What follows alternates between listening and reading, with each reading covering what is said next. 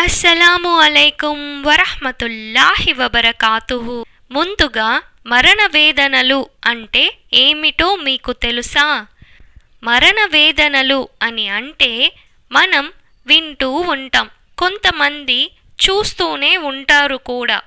ఒక మనిషి తాను మరణించే సమయంలో తన శరీరం నుండి ప్రాణం వదలటానికి చాలా ఇబ్బంది మరియు కష్టంగా ఈ ప్రాపంచిక జీవితమును విడిచిపెడుతుంటారు. ప్రాణం ఇటు బ్రతికి ఉండలేక అటు మరణం పొందలేక నరక వేదనల అటువంటి కష్టాన్ని మరణ సమయంలో అనుభవిస్తూ ఉంటారు.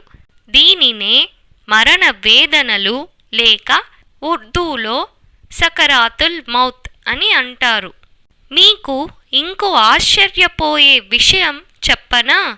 మన అల్లాహ్ సుబ్హాన వతాలాకు ఎంతో ప్రియమైన మన ప్రవక్తకే అంటే మొహమ్మద్ రసూలుల్లా సల్లల్లాహు అలైహి వసల్లం గారికే సకరాతుల్ మౌత్ని అనుభవించారు. వారికే సకరాతుల్ మౌత్ తప్పలేదు. మరి ప్రతిరోజు తెలిసో తెలియకో తప్పులు చేసి ఏదో ఒక విషయంలో అహంభావంతో బ్రతికే మనమెంత? ఇలాంటి విషయాలు అంటే సకరాతుల్ మౌత్ ఒక్కసారి ఊహించుకుంటేనే మనకు ఒక్క నిమిషం భయంతో ఇప్పుడే ఊపిరి ఆగినట్లు అనిపిస్తోంది కదా. అందుకే ఇవాల్టి వీడియో సకరాతుల్ మౌత్ మరియు ఆకాశాలపై ఆత్మ ప్రయాణంపై మనం ఎన్నో విషయాలను తెలుసుకోబోతున్నాము. ఇక వినేద్దామా? మనిషి మరణ స్థితిలో ఉన్నప్పుడు భరించే కష్టాలు దుఃఖాలు ఆ సమయంలో ఉన్నవాడి కంటే ఎక్కువగా ఎవరికీ తెలియదని చెప్పవచ్చు.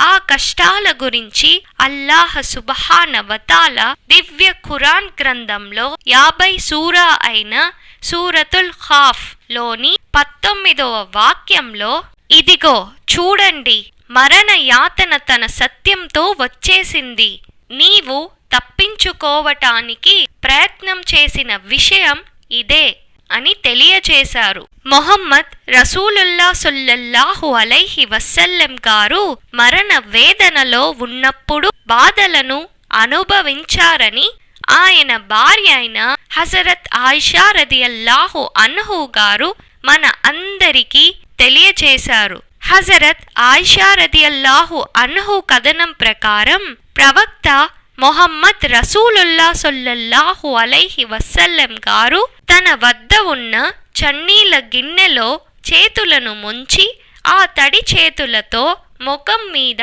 రుద్దుకునేవారు మరియు లా ఇలాహ ఇల్లల్లా ఇన్నలిల్ మౌతి సకరాత్ అంటే అల్లాహ్ తప్ప ఆరాధ్యుడు ఎవ్వడూ లేడు, మరణ వేదనలు చాలా కఠినమైనవి అని అనుక్షణం చెప్పేవారు. తరువాత తమ చేతితో పైకెత్తి సైగ్గా చేస్తూ ఇలా అన్నారు, ఫిల్ రఫీకిల్ ఆలా అంటే గొప్ప స్నేహితుని వద్దకు చేర్చు. ఆ తరువాత మరణించారు. చేయి క్రిందకు పడిపోయింది.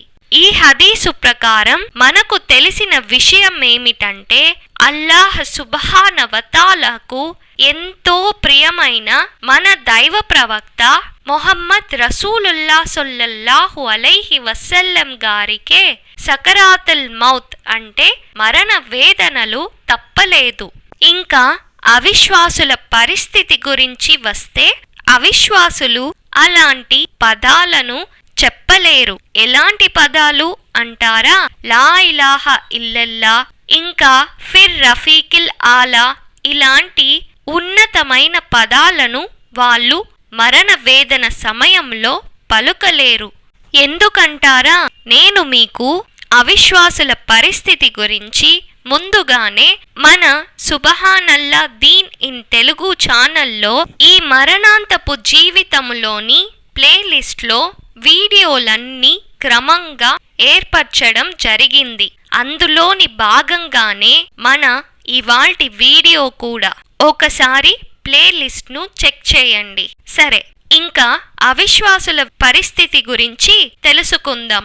అవిశ్వాసుల ఈ పరిస్థితి గురించి అల్లాహ్ సుబ్హాన వ తఆలా దివ్య ఖురాన్ గ్రంథంలో 6వ సూరా అయిన సూరతుల్ అన్ఆమ్లోని 93వ వాక్యంలో ఈ దుర్మార్గులు మరణ వేదనలో చిక్కుకొని ఉండగా అల్లాహ్ దూతలు తమ హస్తాలను చాచి ఇటు తెండి, బయటకు తీయండి మీ ప్రాణాలను అల్లాహ్ పట్ల అసత్యాలను పలికినందుకు మరియు అల్లాహ్ ఆయతుల అంటే వాక్యాల పట్ల అహంకారాన్ని ప్రదర్శించినందుకు ఫలితంగా ఈరోజు మీకు అవమానకరమైన శిక్ష విధించబడుతుంది అని అంటూ ఉండగా నువ్వు చూడగలిగితే ఎంత బావుండేది అని అల్లాహ్ సుబ్హాన వ తఆలా దివ్య ఖురాన్ గ్రంథంలో మనకు తెలియజేశారు.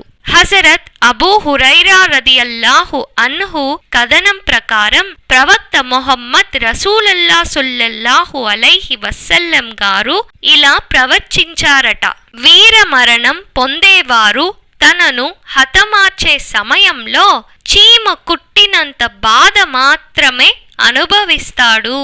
దీని అర్థం ఏమిటంటే సులభమైన మరణం సంభవిస్తుంది, అది కూడా విశ్వాసికి అని అర్థము. మరొక విషయం, ఆకాశాలపైకి ఆత్మ ప్రయాణం ఎలా ఉంటుందో తెలుసుకుందాం. విశ్వాసిగా ఉన్న పుణ్యాత్ముని ముస్లిం ఆత్మకు ఎంతటి గౌరవం లభిస్తుంది అంటే అల్లాహ్ సుబ్హాన వ తఆలా దివ్య ఖురాన్ గ్రంథంలో 6వ సూరా అయిన సూరతుల్ అన్ఆమ్లోని 61వ వాక్యంలో ఆయన పంపిన అల్లాహ్ దూతలు అతని ప్రాణం తీసుకుంటారు. తమ కర్తవ్య నిర్వహణలో వారు ఏ మాత్రం అజాగ్రత్త చూపరు. మరియు దివ్య ఖురాన్ గ్రంథంలోని 83వ సూరా అయిన అల్ ముతఫ్ఫిఫీన్ సూరాలోని 18వ వాక్యంలో ఎంత మాత్రం కాదు, నిస్సందేహంగా సజ్జనుల కర్మల పత్రం ఉన్నత స్థాయి వ్యక్తులకు సంబంధించిన గ్రంథంలో ఉంటుంది. ఉన్నత స్థాయి వ్యక్తులకు సంబంధించిన గ్రంథం అంటే ఏమిటో నీకు తెలుసా? అదొక రాయబడి ఉన్న గ్రంథం. అల్లాహ్కు సన్నిహితులైన దూతలు దాన్ని కాపలా కాస్తూ ఉంటారు.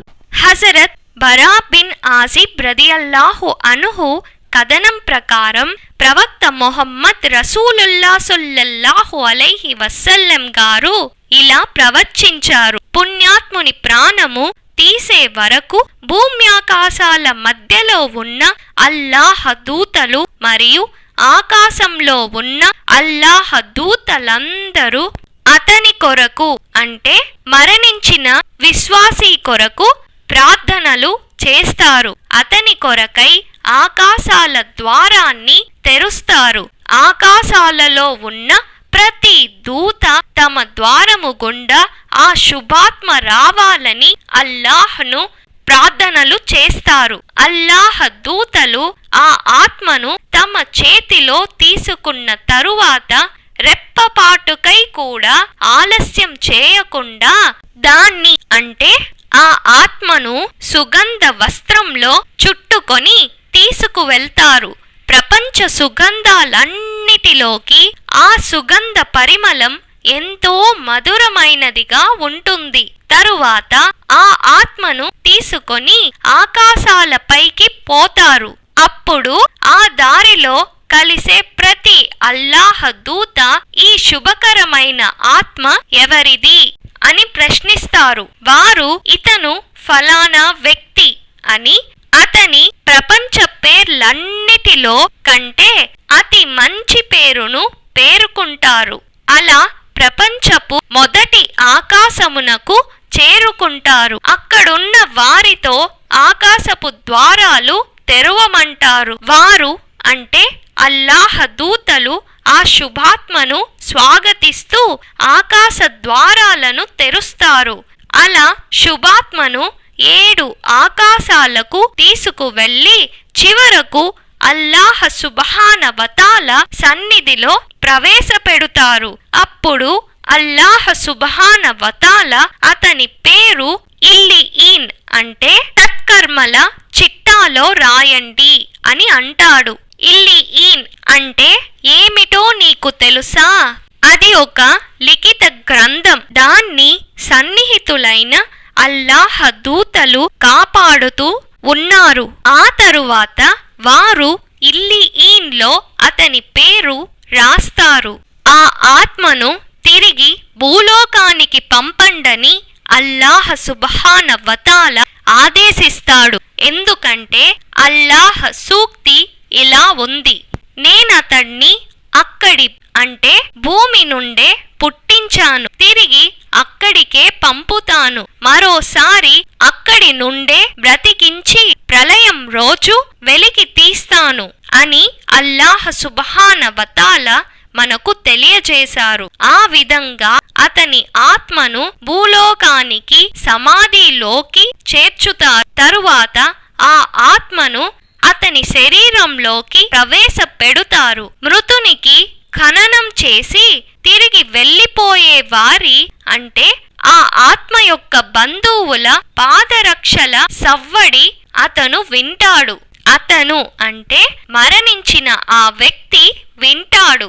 అవిశ్వాసి పరిస్థితి ఎలా ఉంటుందంటే, అవిశ్వాసికి మరియు పాపాత్ముడైన ముస్లిం ఆత్మకు ధిక్కరణ లభిస్తుంది. అల్లాహ్ సుబ్హానహు వ తఆలా దివ్య ఖురాన్ గ్రంథంలోని 22వ సూరా అయిన సూరతుల్ హజ్ లో 31వ వాక్యంలో ఏకాగ్రతతో అల్లాహ్ను మాత్రమే ఆరాధించండి, ఎవరిని భాగస్వాములుగా చేయకండి, ఇతరులను అల్లాహ్కు భాగస్వాములుగా చేసేవాడు ఆకాశం నుండి క్రింద భూమిలో పడిపోయినట్లే, అతనిని ఇక పక్షులైనా తన్నుకుపోతాయి లేదా గాలి అతనిని ముక్కలు ముక్కలయ్యే దూరమైన ప్రదేశానికైనా విసిరివేస్తుంది అని అల్లాహ్ సుబ్హానహు వ తఆలా దివ్య ఖురాన్ గ్రంథంలో తెలియజేశారు. హజరత్ బరా బిన్ ఆసిబ్ రదియల్లాహు అన్హు కథనం ప్రకారం ప్రవక్త మొహమ్మద్ రసూలుల్లాహ్ సల్లల్లాహు అలైహి వసల్లం గారు ఇలా ప్రవచించారు: అవిశ్వాసుడైన అంటే అల్లాహ్ సుబ్హానహు వ తఆలాను నమ్మని వాడు అలాంటి అవిశ్వాసుడైన దాసునికి మరొక ఉల్లేఖనం ప్రకారం పాపాత్ముడైన దాసునికి ప్రపంచం నుండి అతని జీవితం తెగిపోయి పరలోకానికి పోయేటప్పుడు అతని వద్దకు ఆకాశము నుండి అల్లాహ్ దూతలు దిగి వస్తారు. వారి ముఖాలు కఠినంగా భయంకరంగా నల్లగా ఉంటాయి. వారి వద్ద కఫన్ అంటే మృతదేహానికి ధరింపజేసే దుస్తులుగా అగ్నితో చేసిన పట్ట ఉంటుంది. అతను చూడగలిగినంత దూరము వరకు అతని ముందు అల్లాహ్ దూతలు కూర్చుంటారు. తరువాత మలకుల్ మౌత్ అంటే ప్రాణం తీసే దూత వచ్చి అతని తల దగ్గర కూర్చుంటారు. అప్పుడు అతనితో, ఓ నీచమైన మనసా, అల్లాహ్ ద్వేషాన్ని ఆయన కోపాన్ని పొందుటకై నీవు పదా అని అంటారు. తరువాత మొహమ్మద్ రసూలుల్లాహ్ సల్లల్లాహు అలైహి వసల్లం గారు ఇలా తెలిపారు: అప్పుడు మనిషి ప్రాణాన్ని ఇనుప కమ్మిల దంటెతో తడిగా ఉన్న చర్మం నుండి వెంట్రుకలను గీకి తీసినట్లు అతని అంగాలను నరాలను తెంపుతూ ప్రాణాన్ని తీస్తారు. అలా అతని ఆత్మను తమ చేతిలోకి తీసుకున్న రెప్పపాటుకే అతన్ని ఖననం చేసే పట్టాలో చుట్టేస్తారు. ఈ భూమండల అంతటిలో గల కుళ్ళిపోయిన దేహం నుండి అతి ఘోరమైన దుర్వాసన అతనిలో వస్తుంది. తరువాత ఆ ఆత్మను పైకి తీసుకొని పోతారు. పోయే దారిలో అల్లాహ్ దూతలు కలుసుకున్న ప్రతి చోట ఈ దురాత్మ ఎవరిది అని ప్రశ్నిస్తారు. అప్పుడు అతని పేర్లలో అతి చెడ్డ పేర్లను పేరుకుంటూ ఫలానా ఫలానా సంతానానికి చెందిన వాడు అని అంటారు. తరువాత అతని కొరకై ఆకాశము యొక్క ద్వారాలు తెరవమని కోరుతారు, కాని వారి కొరకు తెరవబడవు అని ఖురాన్ సూక్తిని ప్రవక్త మొహమ్మద్ రసూలుల్లా సల్లల్లాహు అలైహి వసల్లం గారు ఇలా పఠించారు. దివ్య ఖురాన్ గ్రంథంలో 7వ సూరా అయిన సూరతుల్ ఆరాఫ్ లో 41 వాక్యంలో మండి మా ఆయతులను వాక్యాలను తిరస్కరించిన వారి కొరకు, వాటి పట్ల తలబిరుసుతనం ప్రదర్శించిన వారి కొరకు ఆకాశపు ద్వారాలు ఎన్నటికీ తెరవబడవు. ఉది బెజ్జం గుండా ఒంటె దూరడం ఎంత అసంభవమో వారు స్వర్గంలో పోవటం కూడా అంతే అసంభవం. తరువాత అల్లాహ్ సుబ్హానహు వ తఆలా అతని పేరును భూమి అట్టడుగు భాగంలో ఉన్న సిజ్జీన్లో నమోదు చేయండి అని అంటారు. తరువాత ఆ ఖబీస్ అంటే ఆ అవిశ్వాసపు పాపాత్ముడైన ఆత్మను విసిరేయబడును. అప్పుడు ఆ ఆత్మ అతని సమాధిలో ఉన్న దేహంలో చేరుకుంటుంది. అస్తగ్ఫిరుల్లా యా గఫూరుర్ రహీం. మన అల్లాహ్ సుబ్హానహు వ తఆలా మన అందరినీ ఇలాంటి సకరాతుల్ మౌత్ మరియు సిజ్జీన్లో మన పేరు నమోదు కాకుండా మనల్ని రక్షించాలని కోరుకుంటున్నాను. ఆమీన్ సుమ్మా ఆమీన్. సుబ్హానల్లాహ్. అల్లాహు అక్బర్.